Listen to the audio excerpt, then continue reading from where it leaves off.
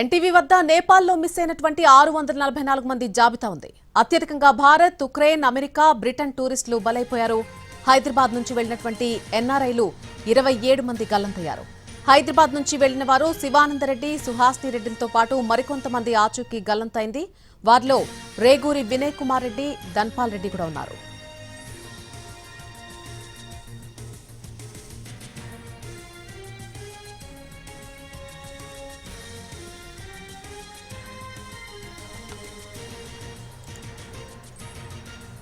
NTV వద్ద నేపాల్లో miss అయినటువంటి మొత్తంగా 644 మంది జాబితా ఉంది. అత్యధికంగా ఈ లిస్టులో చూసినట్టయితే భారత్, ఉక్రెయిన్, అమెరికా, బ్రిటన్ టూరిస్టులు ఎక్కువగా కనిపిస్తున్నారు. హైదరాబాద్ నుంచి వెళ్లినటువంటి ఎన్ఆర్ఐలు 27 మంది గల్లంతయ్యారు.